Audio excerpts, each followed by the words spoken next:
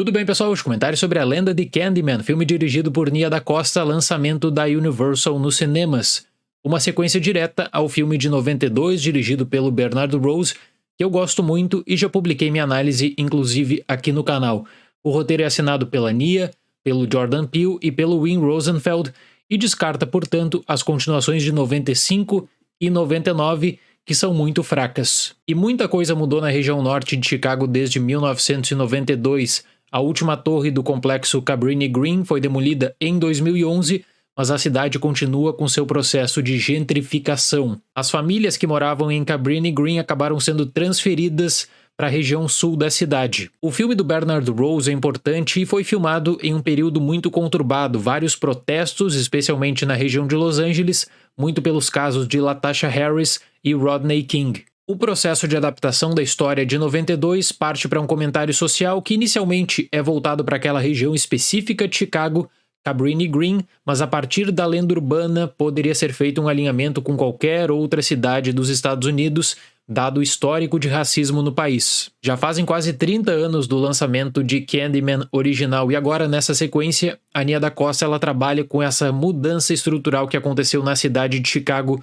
durante esse período. Mantém o seu texto muito engajado, existe uma discussão ativa sobre discriminação e racismo, isso tudo feito a partir de uma nova ressignificação de Candyman. Eu gostei de como a diretora constrói e desenvolve seu argumento, buscando sempre a crítica social, mas já não fui um grande fã, confesso, da forma como a mitologia em torno de Candyman, questões que já haviam sido pré-estabelecidas, acabam sendo drasticamente modificadas. O artista visual Anthony McCoy, interpretado por Yahya Abdul-Mateen, passa por um período de bloqueio criativo. Ele vive com Brianna, interpretada por Teyonah Parris, diretora de uma galeria de arte. Anthony decide explorar mais sobre o passado de Cabrini Green para o seu novo projeto no mundo da arte, mas acaba resgatando uma série de acontecimentos que levam a Candyman. A Nia da Costa nos apresenta um belíssimo trabalho com teatro de sombras para recapitular acontecimentos do filme de 1992. Eu gosto muito de quando existe a necessidade de referenciar a história original, mas isso é feito de forma criativa, durante o roteiro. Eu confesso que estou bem traumatizado ainda com a recapitulação que é apresentada em Escape Room 2. Se você, assim como eu, gosta muito do filme de 1992, eu vou te deixar um aviso. Esteja preparado para testemunhar um novo trabalho com a mitologia em torno de Candyman. Eu gostei muito do respeito com a história original, a forma como ela é referenciada também nesse filme. Existem tributos, é claro, e esses tributos devem agradar aos fãs. Mas várias das mudanças feitas em Candyman de 2021 para mim não fizeram sentido algum. Eu queria ter curtido mais essa experiência além do comentário social. O método de invocação é simples e continua o mesmo. Fale Candyman 5 vezes seguidas, de frente para o espelho. Mas eu confesso que pensava que a necessidade de crença estabelecida pelo Bernard Rose tinha sido forte o suficiente e também seria uma marca aproveitada por Candyman. Tem aquela frase célebre, acredite em mim, seja minha vítima, e é por isso que a obsessão que envolve a personagem da Virginia Madsen é tão boa. Porque por conta do passado trágico e do racismo na cidade de Chicago, o complexo de Cabrini Green acreditava realmente em Candyman, enquanto uma acadêmica que inicialmente observa de longe, nota que aquela seria a desculpa para uma série de crimes não solucionados. E fora o comentário social engajado da diretora, pouco sobra de Candyman como terror e slasher. O método de invocação, como eu falei, é o mesmo, mas você já nota o que deve ocorrer na sequência. Não existe aquela tensão natural, não existe o aproveitamento da presença de Candyman, no caso de 92, com a voz do Tony Todd.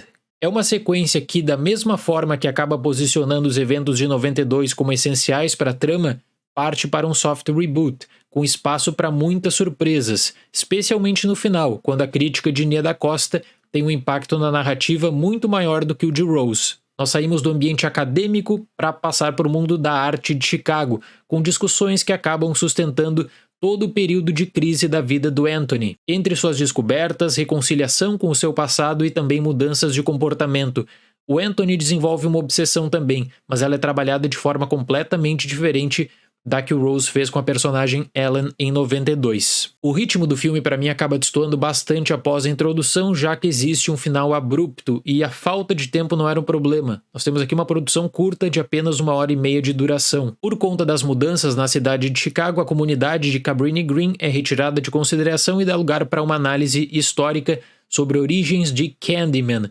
Com isso, o comentário final é feito a partir da interação com policiais, mas eu penso que a Nia da Costa ela não consegue dar conta das consequências dos crimes que propõe. Nós temos breves flashes na televisão e fica por isso mesmo. O filme tem classificação indicativa R nos Estados Unidos, mas a diretora trabalha com a violência, na minha opinião, de forma mais contida. Existem 2 cenas um pouco mais pesadas e gráficas, mas a tendência pelo afastamento, pela análise também do que havia ocorrido a partir da descoberta de corpos ou da experiência de uma pessoa que havia testemunhado os crimes de Candyman. E apesar da boa atuação de Abdul Mateen, foi difícil ver uma mudança tão grande na mitologia de Candyman, de enraizado no imaginário popular para uma entidade onipresente.